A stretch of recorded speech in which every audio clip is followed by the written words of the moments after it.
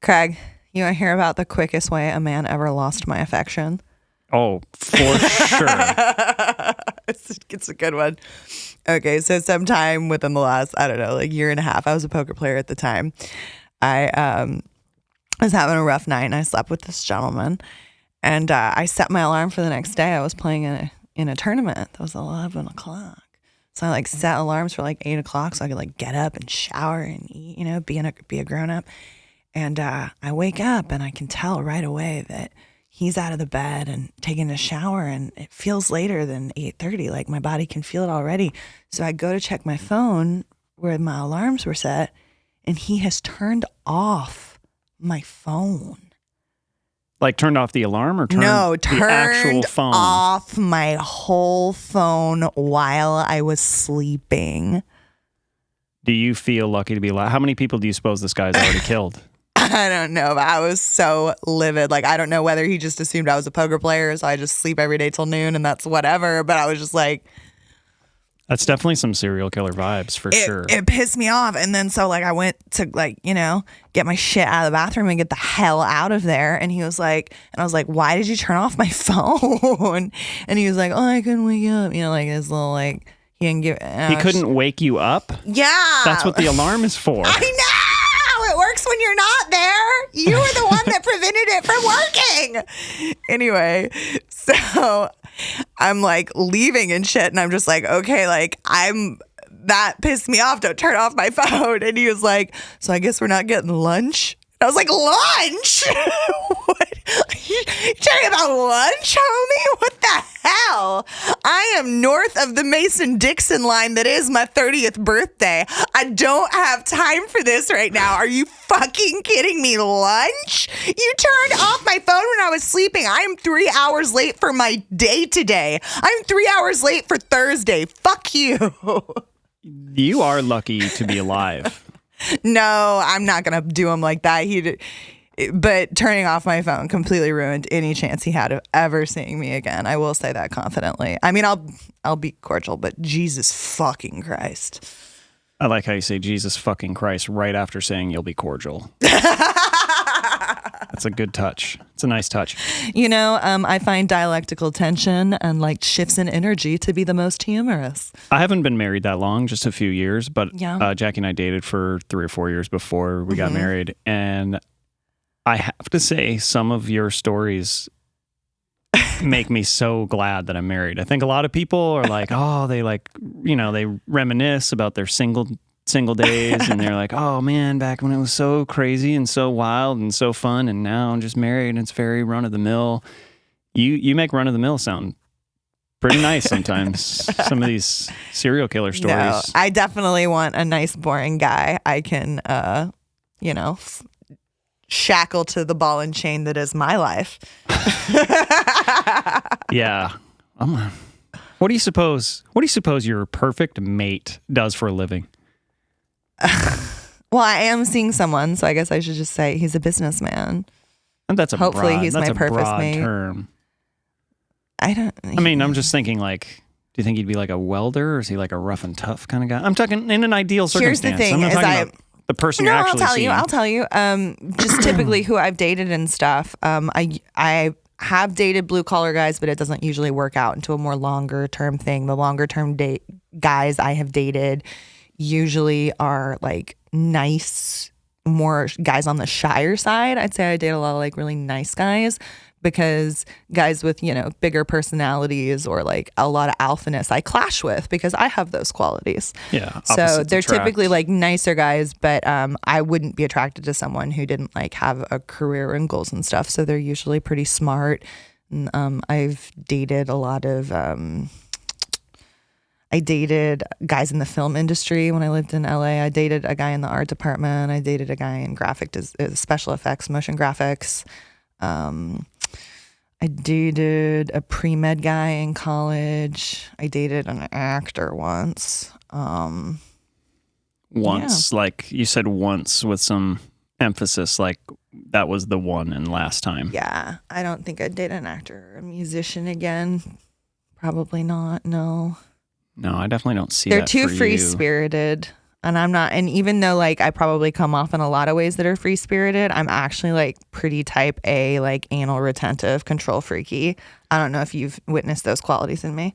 In the spirit of total opposite, being like opposites attract, I think perfect for you would be like an actuary or something like that. Like a real like a guy who looks at dead bodies. Maybe like a rocket scientist, someone from the Big Bang Theory, something like that. Sheldon, you think my true love is Sheldon? Not Sheldon. Bazinga, he's a little, Craig. he's a little too Bazinga. weird, but like, someone in that field that's just very matter of fact, very hard to get out of their own way kind of thing. And I think you would complement that beautifully. I kind of want an older guy. I want a zaddy. Like I keep seeing photos of Cliff Josephie and how he's getting into his senior years, and I'm like, mama like. I mean, you were just in Vegas a few weeks ago, like just. Somebody School Mike sat at the same table as him, and I said, literally give that man my number. I'm not joking. I don't know if he did. I don't think he did. He was probably too concerned with trying to win the tournament at School Mike. Jeez, how dare he? Yeah. No, but there was another on the story. Task at hand. So the day that I played the mini main event, I got like over half my table drinking, and it was the original lineup. A lot of us like all day. We didn't break until like level 17. So we spent like a bunch of levels drinking together and talking, and like it was a very fun table. Probably Such a positive influence you are. I know. But it's so shitty because when everybody's at their drunkest, then they break our table, and all of my efforts are thwarted, if you will. Good word. Yeah, I know. Thank you. I've heard it before. No, but so there's one guy in particular at the table who I think he told me his name at one point, and I forgot it immediately because we were drinking, and we were taking tequila shots with each other all day. He was tipping the waitress for us, and we were laughing, but he wouldn't tell me his name, so I kept calling him Sugar Tits. It was like an online gag with the table. New people would come in and they'd have to hear the story, and it was like really fun. So he eventually busted right before our table broke, and he was getting a massage at the time. So he finished his massage. I'm still playing. I'm still, trying to find the bag. We're getting close there. And then, what's his face? The guy, Sugar Tits, comes back after his massage, and he's taking his sunglasses off, and he kind of looks like all doe-eyed and sweet. And he says, okay, well, I'm like leaving. And I was like, oh my gosh, it was like really nice to meet you. Like I didn't do him dirty. Like I didn't ice him out or anything, but I just, I was just like, oh, okay, cool. Thank you. It was really nice to meet you too. Like I let my gaze linger. I gave him a shot, but he was too shy or whatever. So he walked away, but the rest of the table like clocked the moment or whatever. And they're like, why don't you take pity on him and just give him his number? And I'm like, I'm not here to date cowards, gentlemen. Deal the cards. Okay, so this guy wouldn't tell you his name. I would have given him my number had he asked, for the record. I'm not a bitch. Wouldn't tell you his name. No. Was drinking with you, was paying for the drinks. Yeah. He probably just had a girlfriend. No shade. How many people do you suppose he's killed prior to meeting you? Oh my God. Why do you think everyone's a serial killer? Because these stories have some very, very strange These are both behavior. really nice guys. But like, honestly, like, do you really want to pick up the pro poker player who's forcing everybody to drink all day? That's kind of a weird character. I mean, it sounds like he did want to do that. Well, he couldn't seal the deal. Sorry, baby. Aggression frequency, not strong enough. He V-pipped, but his aggression ratings were dangerously low for how many hands he V-pipped. Well, we were discussing your ideal mate, and I don't think a serial killer would be that person. So try to get out of that pool. Stop it. None of these guys, these are all nice guys. I'm not going to dog these guys. The guys who turned off my phone, that's clearly there's a lack of, what's it called? Understanding and respect. If you're going to turn off my phone while you're sleeping, then I'm just not going to see you again. But when you told that story, I thought you meant you turned off your alarm. That was bad. My whole phone. I woke up to a turned off phone. So like if one of my parents had died in my sleep and they were calling me to tell me, I wouldn't have known until I woke up. Yeah, the whole phone is next level bad. There was an Amber Alert. I wouldn't know. Nobody pays attention to those things anyways. No, they do. It's really sad. I always pay attention, especially if I'm out driving. You like actually look out for the car that they're... Yeah, that's what they're for. That's how they find these children. So there's like 350,000 cars in the city of Austin, and they're like, oh, it's a gray pickup truck. And you're like, ooh, I clock the gray pickup chicks, and you damn straight I do, Craig, because maybe one day I'm a friggin' hero. And you should be ashamed that you're not more active about reading your Amber Alerts. I don't know why you're throwing this back on me when you're the one who doesn't want to save children. Next time I get one, I will actually leave the house and go out in search of the car. That's what we do every time. I pack a few sandwiches. I round up the homies and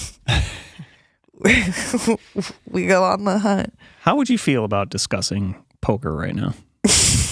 I'd be open to it. Okay. There's been some more changes at the lodge. Okay. Changes for the better, I think. Changes that I'm going to go ahead and say I suggested a while ago, but they did that thing where they like... Why do you think you're the only one suggesting this? They waited a few months and then they were like, you know what would be a good idea? And they can like express it as their own idea now. So... Stop. They have bomb pots at the 1-2 now. Yeah. So... Again, bomb pots at the 1-2. So Omaha bomb pots, which is what most people in the area prefer for bomb pots. They're all over the place. More better, more hands kind of make more scoop edge. They're a $3 ante. And they do, to be fair, my suggestion was you have so many tables that you have a 1-2. If people at the 1-2 don't want bomb pots, you have a 1-2 with and a 1-2 without. Yeah, and that's they're what they've done. Options. That's what they've done now. So if you don't like bomb pots and you want to go to the lodge, don't be afraid of their 1-2. Yeah. They have a 1-2 without bomb pots. So, and I also noticed that they're starting a 1-1 Big O game as well. They're trying to capture the Big O market, which is very niche. And usually that Big O community, they choose 1 or 2 clubs and they're loyal to them. So I think they're trying to capture some of those games as well. I don't think a 1-1 Big O is going to capture that market that you speak of because they want to play for real. But they're probably trying to I'm just grow saying they're diversifying the all their games. They want to be able to offer everything, and I think that's really cool. Yeah. That maybe one day, a year from now, you can walk into the lodge and there's, a mixed game table, a Big O table, a PLO table, several PO tables of different denominations, and then all the different types of hold'em you want as well. There is in these bomb pots, it's a $3 ante, which is kind of an odd amount, kind of tough for the dealers, but whatever. But that's what the blinds are. That makes sense. And a 300 cap. So similar to the other games where there's a cap as to how much you're going to put in the bomb pot, the cap's 300. So it's the difference between 27 going in the middle at a full ring game or 45 going in the middle at a full ring game if they bumped it up to $5. Mm-hmm. Yeah, that's significant. Yeah, because I feel like most games in town that are offering bomb pots at the 1-2 level are offering $5 bomb pots. So there's 50 in the middle. It's a lot easier to get stacks in, especially when more than half the table is sub 300. Mm-hmm. Yeah, I mean, it makes sense. So that if they're going to give the 1-2 the option, that it would be the conservative route relative to the other options in town. I mean, that starting number. They're very smart, these lodge people. They're very thoughtful and very smart. I can't help but continue to have their back through these decisions. Yeah, the starting number, just for maybe folks that haven't played them, the starting number is very important because it all ratchets up from there. So, for example, if you have a $3 full ring bomb pot, like you mentioned, the pot's 27. So if the flop action goes pot, right, it's going to be 27, and then it's going to be 4 times 27. It's just over $100, that bet. Yeah. Whereas when it's $5 full ring, it's going to go pot. It's $45 and then $180. That's a significant difference. Ratchet, 100%. So it does make quite a difference, but it's cool that they're offering, and it's cool that they're listening. Clearly, they didn't make that change, off the cuff. They're listening to people's response and saying, hey, I don't want to play 1-3, but I would like to play bomb pots, and I will play elsewhere to get them. And so they said, okay, we'll offer 1-2 with bomb pots, and we'll pretend Craig didn't bring it up 3 months ago. Okay, fine. I'll let you book that W. Lodge, you should be ashamed not listening to this brilliant man. I got you, homie. I got you. I mean, I'm not asking for money, just a little credit. That's all I want. You're not going to get it. There's no universe in which you get pitching something that already exists in the world. Fuck that. I'm sorry. That was mean. I'm sorry. That was so harsh. You're so special and you're so smart. I'm so lucky that I get to have you in my life. Thank you. You're welcome. That felt better than expected, honestly. Took long enough, but I did enjoy it. Oh my God. Let's talk about the robberies. Where were there robberies? At the clubs in Austin. No, those were burglaries. There's a difference. I've never known that there's a difference between a burglary and a robbery. Explain it to me. This is a robbery. You are here right now. Holding me at holding me at finger point. Give me your money and your watch. And Craig doesn't let me touch him because he doesn't cheat on his wife. That That is a robbery. Okay. A burglary is when no one is around. They break in and steal. That's the difference. Mm-hmm. You're welcome. Okay. So what happened? I believe what you are referring to. Spill the tea, King. Spill the tea. Is at Red Star in the middle of the night, actually early morning, but middle of the night for poker player hours. I believe it was like 6 or 7 in the morning. In this strip mall, there's really nothing open at that time. They're all like restaurants and retail shops. And in between like a Pluckers and a Bon Air and a ramen. So there was nobody there, and a car pulls up with duct tape covering license plates so they cannot be identified. And then I believe there was mask involved, and the front door was pried open using a special device for prying doors open. Okay. And went directly inside, knew exactly where the ATM was, popped the ATM using, I believe, the same device. I could be wrong on that, but popped the ATM. Are we not allowed to say what the device is? Crowbar? Is it a crowbar? I don't think it was a crowbar. I think it's more sophisticated than a crowbar. So a heist, if you will. I bet this redneck, while he was doing it, he heard like, like he thought he was nailing it. You got to believe this redneck thought he was nailing it. So he busts into the ATM, grabs a cassette full of cash, and bounces. Just. How do you know that is called a cassette of cash? Because I'm not a dipshit. I know what things are called. I'm a dipshit. I know what I didn't know that was is, and a I know what a robbery is. I mean. Honestly, props. You're winning this podcast. Craig 2, Caitlin 0. Let's be honest. It's like 25-0, but okay. I'm being shut out. So he makes off with this cash, and of course it's reported to the authorities, and I do believe this fuckhead is in jail now. Okay. So I heard he was wearing a Texans sweatshirt. Is that true? So what's funny is knowing the owner of Red Star, and he's been on the podcast, he was telling me a little bit about the story. And that guy, he went in and played prior. So they had his picture, they had his name, they had information. Wearing the same sweatshirt? Please tell me he was wearing the same sweatshirt. Whether or not it was the same. God. Whether or not it was his actual name. Did he take his mask off at one point when he was in front of a camera he wasn't aware was there or something? I think I heard that as well. That I don't know, but what a jabroni. I guess it did take a little bit of time for the investigation to actually, get to through fruition. And then of course you have to find the guy to apprehend him, whatever. But I suppose he was apprehended, and Okay. So 4-1 Travis County. Still a little bit disturbing that someone would just bust into a business at that point and just bust into an ATM. I thought they would be harder to get into than that, but apparently this guy knew what he was doing. So probably not his first time, probably a good thing to have been caught and, dealt with. But yeah, to go and give them some information and let them take your photograph of your face when you're casing the joint to burglarize them later. Here's my government issued ID that you require for membership. Please feel free to take that. I don't want the emails. So another burglary, not a robbery. What is the burglary? The heist. The Oaks, Yikes, southwest part of town. Oaks. I actually saw the video of this, and it's unbelievable. Oh my God, describe it. This shithead. Unbelievable. I heard a rumor that it was the same shithead, and if it is, whatever.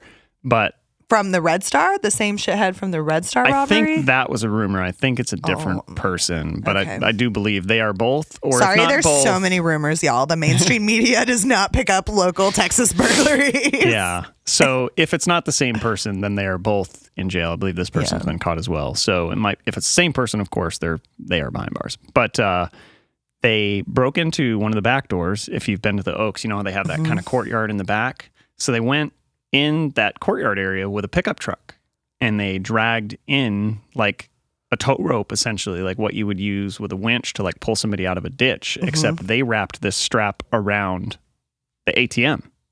So rather than bust into it, as was done at Red Star, they wrapped this thing around the ATM and just drove off with the pickup, dragging this thing out of the building, and then loaded it up in the pickup and took it wherever they went to get the cash out of it.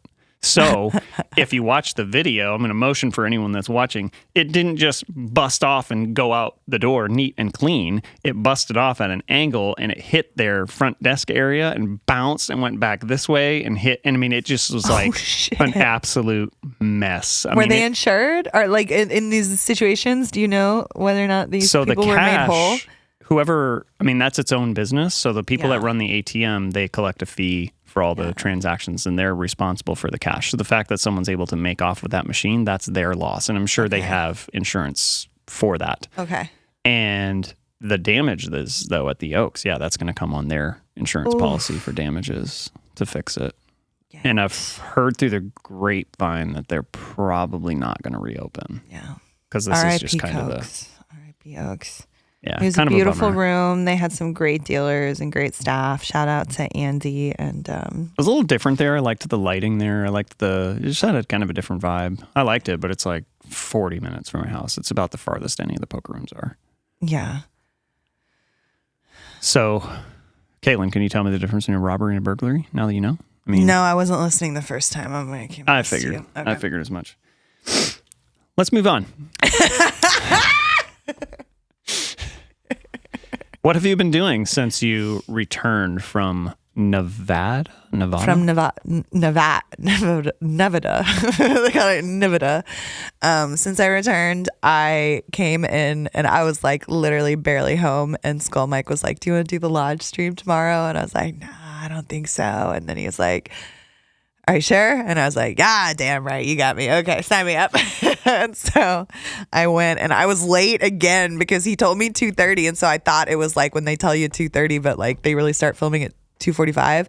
So I like walked in at 2:36 probably, and like took my time getting my chips. Everybody wanted to hear about Vegas. I stopped and talked to maybe like 3 people, and then I sat down and like I think I missed like 4 hands because they'd been playing. So I need to get to these streams on time. That's on Skull. If someone doesn't know at this point to tell you 20 minutes ahead of time, that's on them. That's their own fault. I thought I was nailing it. Like I literally thought I was gonna roll up and like get my chips out of the racks and like first hand being dealt, but I did not nail it.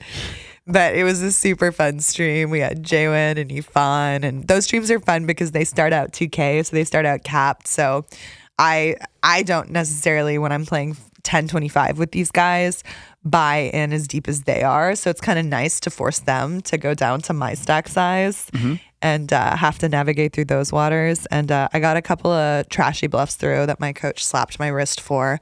I played 3-7 offsuit just for fuck's sake. And then I played, and then no, he didn't mind that one, but I squeezed with Queen 8 suited. And then he did hate that I shoved the flop. I flopped a flush draw.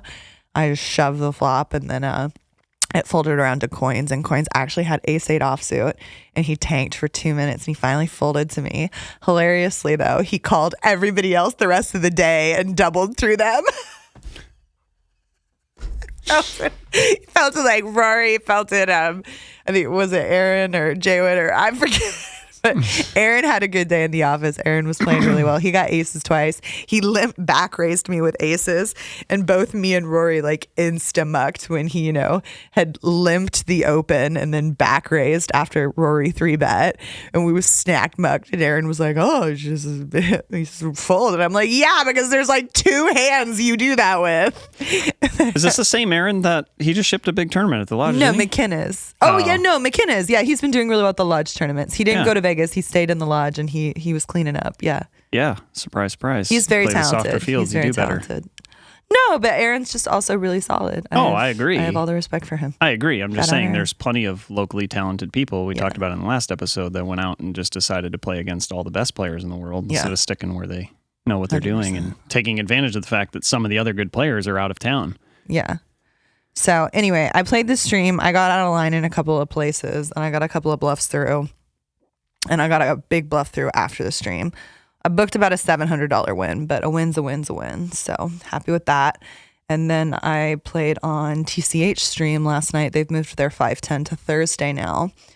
And I played with a pretty steep lineup. We had Bones, Jaywin, and Slicer, but they were all to my left. So that ended up working out into my favor.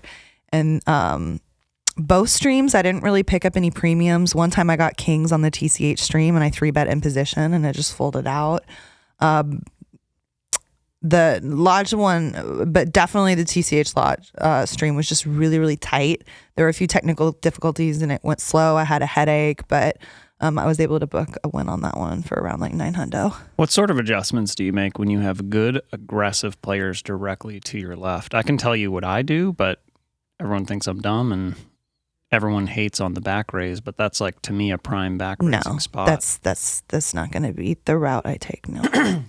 I don't want to get into detail of like my strategy versus specific players on specific streams, since I sit down with them weekly, to be perfectly honest, on the podcast. I feel like I've said enough on the topic, really. I've just always said, if there's going to be a really strong player that is very aggressive at the table, you have to make some adjustments. But if they're gonna be there, I want them on my direct left.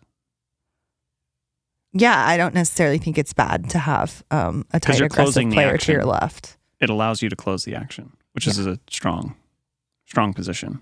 If they're going to be at the table, I want them there directly on my left, so that way I can close the action. We're talking way too much strategy. I don't think that's that deep. But. Well, I'm not going to get into the specifics. If you want to ask me about it off the felt, I'll tell you. But all right, I'll have to talk to you even more. Great. So. Oh, damn it, that was a good burn. So Craig 3, Caitlin 0. God, I gotta get one in. So is TCH still running a stream on Mondays? Did they change it? I don't know what the story is of what's happening on Monday, but I know the bigger stream is running on Thursday now. Have they changed that felt yet? Because that is god awful. They really like it. I think a lot of people really like that new felt. Am I the only one that doesn't like it? You might be. I don't know. They've got a lot of new bells and whistles in terms of the communication from the booth to the dealers. There was actually one, I don't even know if I want to say this because I think it was just like an accident because they had to reboot the system. But at one point they accidentally put the whole cards of the live hand on one of the monitors that they have by the table. That freaked everyone out pretty good and proper. But I think it was just like a one-time thing. The guy had like jack high. I don't think he was going to bluff the hand. The other guy had queens full. But it was pretty outrageous. I think so they were like truly live for they like were truly one hand? live. Like the hands were for one hand, they accidentally like the wrong screen came up on our monitor and we saw whole cards of a live hand. That's troubling. Bones made a hilarious joke. Bones is like, now Berkey's going to talk about this on his podcast for 4 hours. That is true.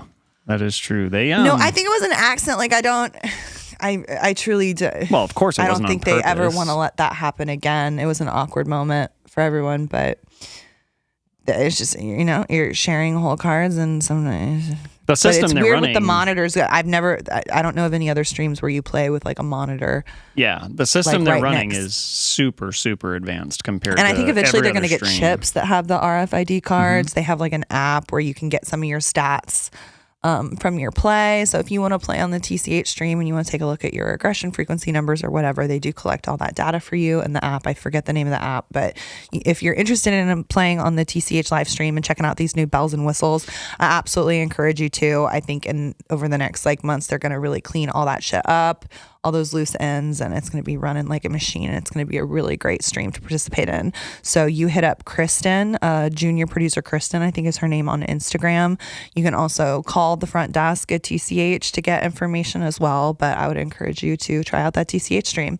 And for the Lodge live stream, if you're interested in playing that, you go through Skull Mike Poker on both Instagram and Twitter. And you can also email him. They share the email constantly on their streams. Yeah.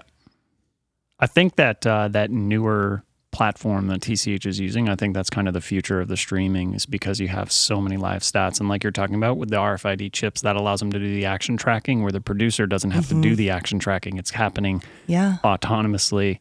And so they're able to just really, really focus on what the product looks like rather than doing the actual work behind the scenes. And, with new technology, they're going to be little goofs. Like you accidentally share the whole cards with the whole table while they're live cards in play. Well, like you said, that was because they had it was an accident. They had to reboot the system, and we were asking about it. I mean, the other players at the table were like, "What happened there? Did we press a wrong button? Was that human error? Was that what can we prevent from that happening again?" And they reassured us that it was just a one-time thing.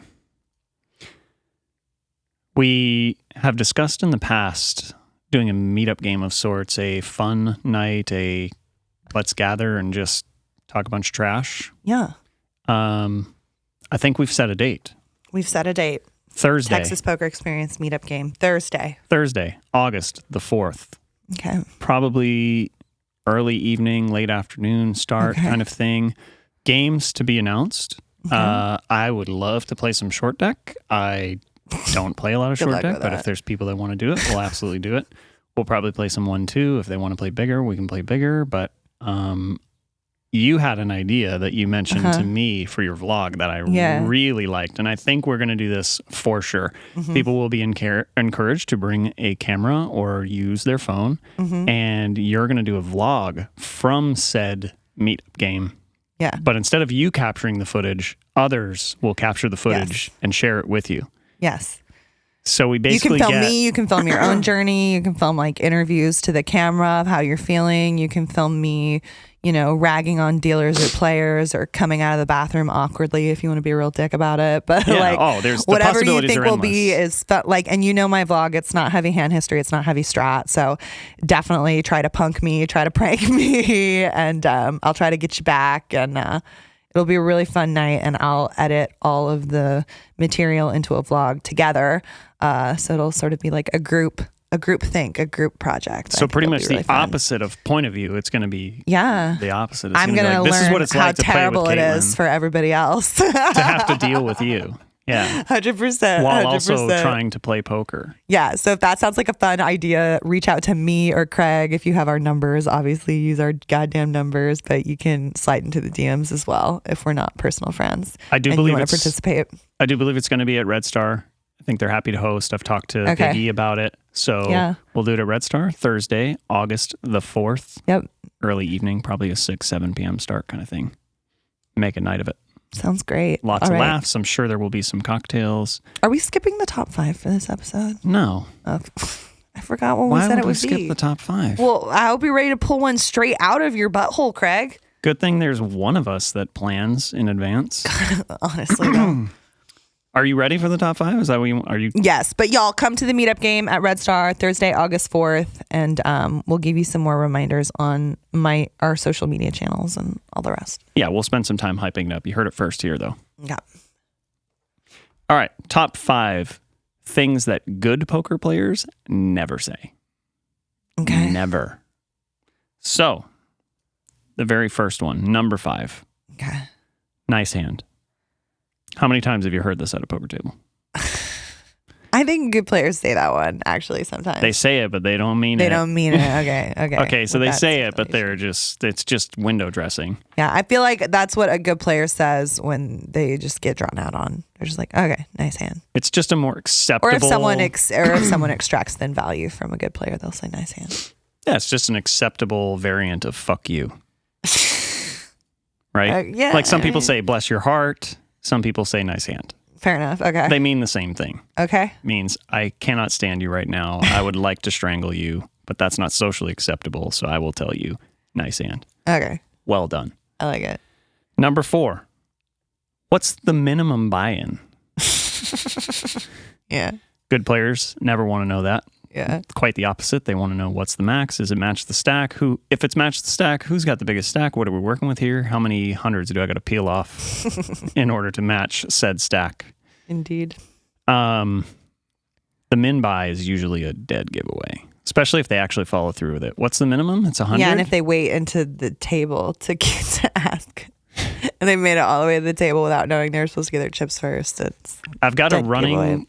running joke with our friend, Travis. You know Travis. Yeah, he was one of my investors in the main. We try the min buy. First bullet's a min buy. It's like a running joke, more of like a challenge, if you will, and we share with each other when we run up the min buy. If we actually run good in a game and run it up, it's like, here we go. Look, I made it work last night. It's exceptionally funny when he is so handcuffed. He just he's so wired to play deep that when he has the min buy, he gets in these spots where he's like, fuck, I don't know what to do here. And I'm like, you check. That's what you do. You're not deep enough to do anything else, Travis. You just check there. Aww. It's hilarious. I love it. So we get a kick out of that, sharing each other's stories with the min buy. But for the most part, good players. I don't include myself in that category. Nobody does. Yeah, fair. Number 3, Texas Hold'em. Oh, like the formal full stretching out. Yeah, no the game. limit to Texas Hold'em. No limit Texas Hold'em, the Cadillac of poker, if you will. Yeah, nobody that knows anything about poker Hold'em. would say, yeah, they're just going to call it Hold'em. Hold'em. They might even give you like the NLH kind of thing, but If it's in written form, for sure. you're definitely not going to get the state name in there. It's I'll like use just some Hold'em. abbreves. Yeah. Number 2, I let you get there. Yeah, that's not a thing. Nobody Traditionally. hath ever allowed someone to get there. The price is set. Sometimes the price is 0, but that doesn't mean you let them get there. It means you tried to trap them and trapped yourself. Yeah. Done it. You Been didn't there. let them get there. You invited them to get there. Yeah. Yeah. Anything more to add? Have you ever let anyone get there? Hundreds of times. What, you mean this week? No. 7 or 8 times this week. But other than that, I don't know. I've been playing pretty good lately. It's kind of hard to beat me.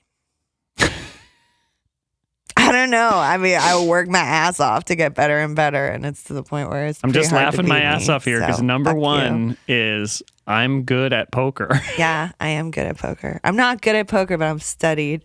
Fuck you, Craig. I forgot that was number 1. I just thought it's so funny that you're talking about how good you've been playing lately because number 1 on the list of things I'm good a poker lose players tonight. you never I'm a say fucking lose tonight. Why would you do this to me? I did is it to I'm myself. good at poker. God, I said hate that this you. was like a twofold thing. Do you need to take that? Is that more important than what we're doing right now? No, it's 945 area code. Who's that? Oh, they definitely want to sell you an extended warranty for your car. I kind of need one. Can I take this? I'm gonna need those numbers. Can you email them to me? So Do you need my credit card number for that? the I'm good at poker thing is like something that I've always said there's 2 reasons that good Yeah. poker players never say it. Number 1 is if they are good, they want to disguise that fact. They don't want anyone to know that they're good because then they Yeah. will make less. But also, it's one of those things that the better you get at the game and the amount that you study, you probably know this, is there's so many levels to it. It's like you're never done. It's just so deep. The more you learn about the game, you learn how fucking hard it is. The more to I learn play. about the game, the more I learn that it's more important to like work out and meditate than it is to study theory. Straight up. The more that I learn about poker and the deeper I get in with my knowledge of theory, I acknowledge that it's very important, but there are just so many spots where it's either a 50-50 or you could do pretty much anything you want here. It's just a matter of personal style and flavor. And then you add in exploitative play to the point where it's like, it's just as important for me to make my spin classes 5 days a week as it is for me to challenge myself theoretically to go what further. End? For clarity of mind, you mean? Yeah, because it's more like, because not punting is, I think, the most important skill in poker, because we all do it. Like going on tilt is a thing. Everybody goes on tilt, even professionals. And I think the players that have the most control over that and are most in the driver's seat about who they are showing up to the game. And I know a lot of people probably are laughing their ass off because they're like, Caitlin, we see you like drunk as a skunk at games regularly. But that's not what I'm talking about. You know, I'm talking about have the clarity of mind and the discipline and the stamina and the willpower to make the best decisions for 8 hours straight. Yeah, 8 hours is a long time. Minimum. And like in the tournament, it's even more pronounced because you don't get to give yourself a break when you need one. A lot of times when I'm playing in cash games, if I'm involved in a really big pot, it was a 3-bet pot or a 4-bet pot, I want to write it down. I want to think about it later. Whether I win or lose, I usually step away from the table if I play a large pot because I need to reset. And that's my right to do that at a cash game. Yeah, tournaments are so different because you're usually so much shallower than you are in a cash game, And when especially you a lose Texas a cash big game. fucking pot, you just have to sit there and stew in it and eat it, or move through it and drop it and move on to the next. Well, and the I cost think for a that's mistake is so where much the higher heroes as well. are made, you know? Yeah, you make a Which is mistake what and it's they do like you're done. Versus, oh damn, now I got to pull more cash out. It's like, well, pulling more cash out sucks. Being stuck more sucks. But you're still in the game. Yeah, but and not even eliminations though. You can lose like a third of your stack in a tournament, and depending on what point in the tournament you're at, that can be pretty fucking devastating. Yeah. And you need the clarity of mind and the preparedness of heart to know how to pivot and adjust your game, because you just went from playing 100 big blind stack to a 70 big blind stack. And there's a big difference, and you're cutting out a lot of your range. Like, so you got to be prepared to pivot. So all of this being said, I'm not a huge fan of this, but I will give you a second chance. Do you want to revise your prior statement? Are you good at poker, Caitlin Komeski? I don't think I'm very sound theoretically yet. I think I'm getting better, but I think that my edge currently is that I want it more than a lot of people I'm playing against. All right. That sounds way better. Okay. There you go. That sounds way better. Congratulations. I have a bomb pot hand history that's going to be a little tough to fumble through, but if you have a better hand review, we don't always do a hand review, but mine is particularly gross. I just wanted to share it with the public. Why? I go to Vegas for 2 weeks. I play big cash games. I play the World Series of Poker, and you still are going to force us to listen to a bomb pot that maybe had $900 in the pot. I'm not forcing anybody. I'm just... Okay, tell your story. I want to hear about it. What are the chums at the 25-50 game talking about these days? My 4 cards... I was such a cut. My 4 cards were Queen, 9-6. Okay. I flop a 9-6-4 on the top. And I flop top set on the bottom, and it is totally random. Its top set is the nuts. Rainbow boards? Yeah, it's like Queen 7-3 or something on the bottom. Okay. And I'm like mega nutted on the bottom. Okay. And top 2 on the top. Okay. So I go ahead and I pot it. And I, of course... Oh my God, why would you do that? Because nobody What ever position? folds. Are you in early position? Yes. And I have like 173 players behind me, so I'm going to get calls. Okay, proceed. So I go ahead and get like 5 calls. We go to the turn. I turn a 9 on top. So now I have 9s on top and I total brick on the bottom. So I am nut on the turn. And now the pot's big enough and I am short enough that I'm just going to rip it and I'm just going to get called. There's no way I don't get called, even though I have both boards just locked. So I go ahead and rip it on the turn. It's not an incredible amount, but I get 2 calls. And I'm like, okay, I mean, nut. I mean, let's go. So there's a jack on top and a 9 on the bottom. Yep. And I'm just quick review of the board. And I'm like, okay, the only hand I lose to on top is jacks. And the only hand I lose to on the bottom is either king jack or 8 jack. So I'm scooped by a jack 8 or jack king. And in review of the hand, I'm like, why in the world of fuck would anybody have called a pot bet on the flop with jack king or jack 8? So as they are settling their side pot, the guy who's been calling just the whole hand decides to just rip it in. And I'm like, that's not good. That cannot be good. And the other guy's in the tank forever and ever and ever, and he finally folds. And I'm like, I don't know what the fuck you guys have, but if I get scooped here, I'm going to vomit all over the table and then cry all the way home. And the dude just turns over jack 8. So he hit a 2-outer on the top, followed by a 1-outer on the bottom. He had a gutter to a 9 only, and I'm holding 9s full on the top. So there's 1 9 left in the deck. So I'm going to get scooped there. Did the math because it was just so unbelievable. I did the math. I'm going to get scooped 1 time in 1,250. Yeah. Pretty brutal. But that's what bomb pots do. I used to play bomb pots that aggressively, and I don't anymore because I kept losing hands like that. On our very first podcast, we talk basic bomb pot strategy, and I say one of the biggest mistakes everybody makes is when they're netted on one board and they don't have much going on the other, and they're potting it. When you're netted on one board and 2 pairs trash 9-6-4, no. I don't like it. I viewed that as nutted on one board with the queens, and I'm drawing on the other board. So 9-6-4 or 9-6 is a draw. I just don't know why you want to why you want to bloat this pot. There are 2 streets left in a 4-card game. I think you're better off, especially if you're out of position, putting out a block size bet. See, I think I'm going to run into jack 8 there by not betting hard. But you ran into it anyway because it's a bomb pot and people chase their draws and they're waiting for the moment to wreck you. And because those boards are so disconnected, you're getting called by a lot of the big pairs. You're getting called by jacks plus. Yeah, I just think, in the future, if that same exact situation happens again, I will pot it for $100,000. I don't. Okay. Well, I mean, if I'm nut and I'm going to get called, I want to bet as much as possible. Okay. Well, I gave you my honest feedback and you clearly didn't listen. Clearly. Clearly. You're sexy when you hate me.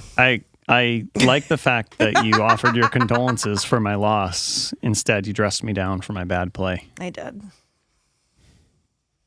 Can that count as my harsh but fair, or do I still have to count? No. No. You're gonna have to come up with something else. Okay. Let's go. Let's go. Harsh but fair. You're first. I'm first? Yeah. Okay. You should have saved it, but instead you just had to Your harsh but fair is that you don't think I can pull off a big Rolex. I said I would wear a watch, but women's watches are so thin and dainty. They make my wrists look huge because I'm a big boned, large lady, and I can't wear little girl watches. So I want to wear a big watch and look like a rapper. And you vetoed it immediately. You tell me what I wanted, and you said, no, you don't want that. And I said, you don't tell me what I want, Craig Sear. That's your harsh but fair. Harsh but fair. But you did start the conversation by saying, what do you think about a woman wearing a man's Rolex?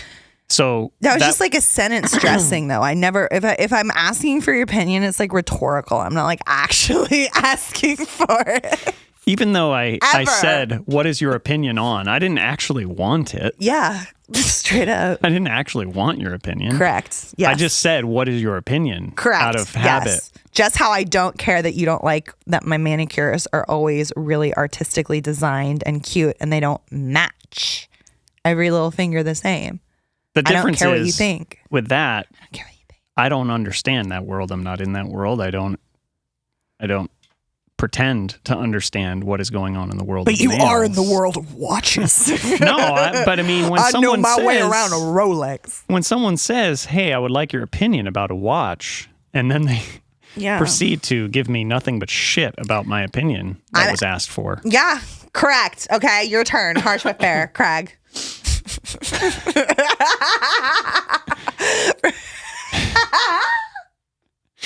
Go ahead. My harsh but fair is that you keep account throughout the episode about the number of times that I win over you. Yeah. I believe the current count for this episode is like 7-0. No, it was 3-0, but I think me dressing you down for how poorly you misplayed that bomb pot, or poorly played the bomb pot, that should put me on the board. I still like how you think I misplayed a bomb pot where I got all the money in ×2 with nut.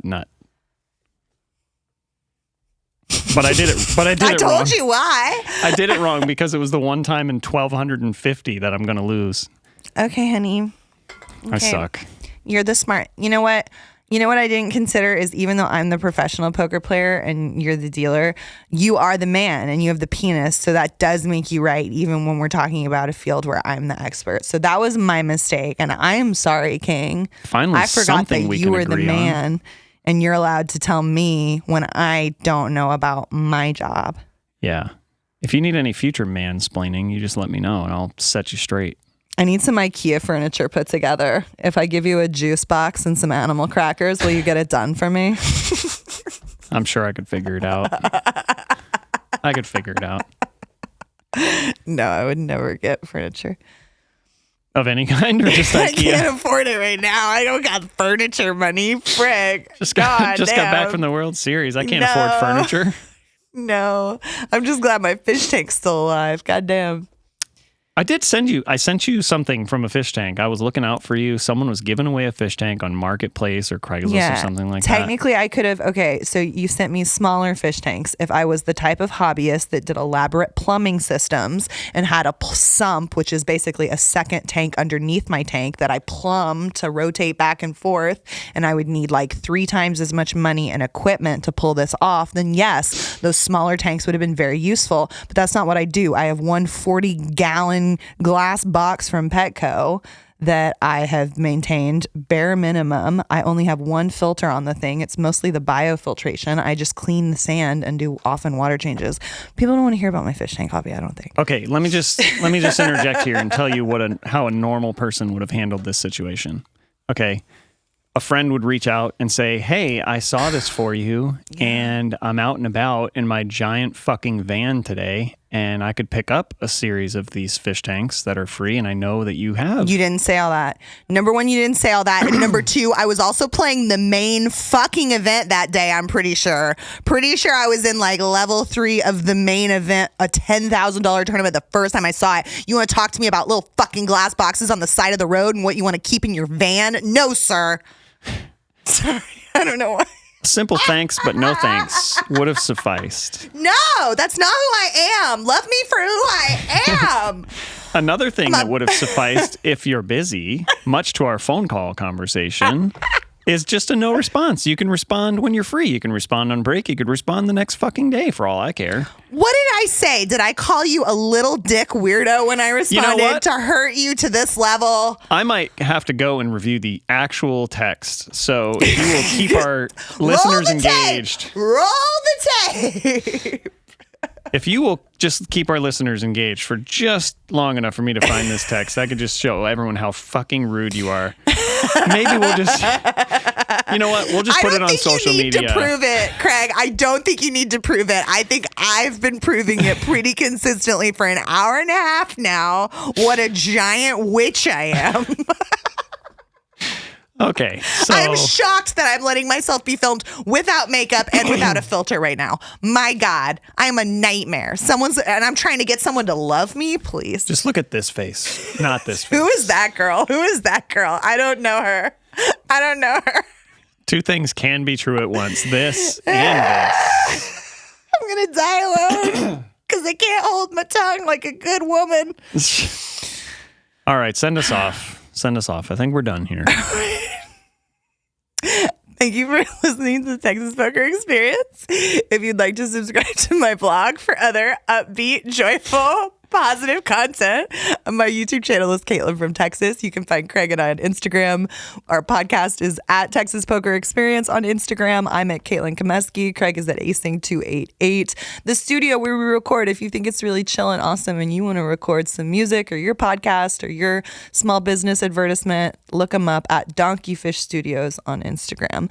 My name is Caitlin Komeski. That's Craig Sear. Please remember to put the straw on. And don't be a nip. Bye. Am I going to die alone, Craig?